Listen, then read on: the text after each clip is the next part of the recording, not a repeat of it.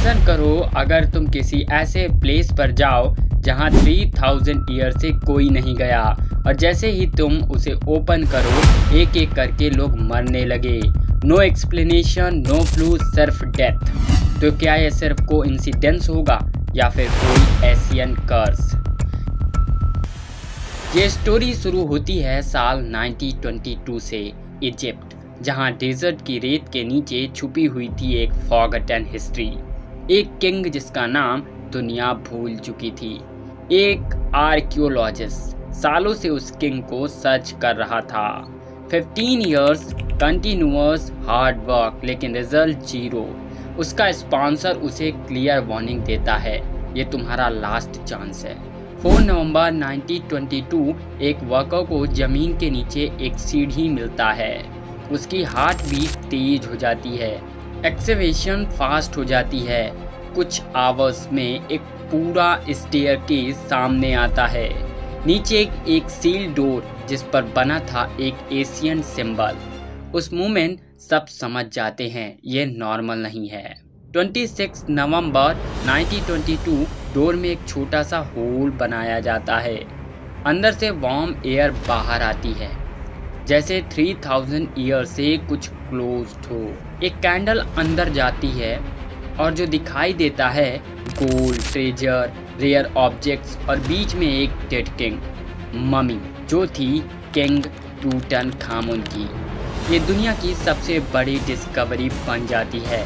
5000 से ज़्यादा objects, gold mask, coffin, artefacts, सब कुछ अनटच्ड। लेकिन जैसे ही ये न्यूज़ बाहर आती है स्ट्रेंज एविडेंस शुरू हो जाते हैं। एक दिन टीम एक ही लकी बर्ड अचानक एक कोबरा उसे खा जाता है। इजिप्ट में कोबरा रॉयल्टी सिंबल होता है। लोग कहते हैं ये वार्निंग है। कुछ टाइम बाद वो स्पॉन्सर जिसने इस एक्सपेक्टेशंस को फंड दिया था बीमार पड़ जाता है।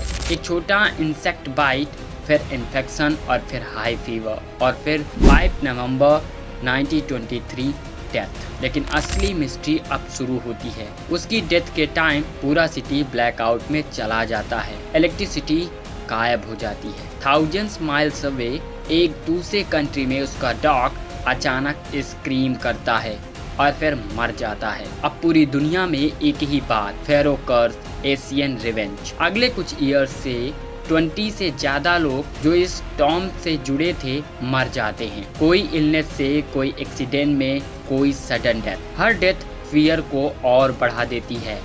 लोग कहते हैं जो भी इस टॉम को टच करेगा वो बचेगा नहीं। लेकिन क्या ये सच है? जब एक्सपर्ट्स ने इन्वेस्टिगेशन की तो सच्चाई कुछ और निकली। मोस्ट डेथ्स नेचुरल कॉजेस से थी, कुछ सिर्फ कोइंसिडेंस। और सबसे बड़ा क्वेश्चंस, अगर कर्स सच होता तो जिसने ये टॉम ओपन की वो सबसे पहले क्यों नहीं मरा? वो कई साल तक जिंदा रहा। तो क्या ये सब फियर था या इमेजिनेशन? रियलिटी ये है, ह्यूमन माइंड जो समझ नहीं पाता उसे कर्स नाम दे देता है।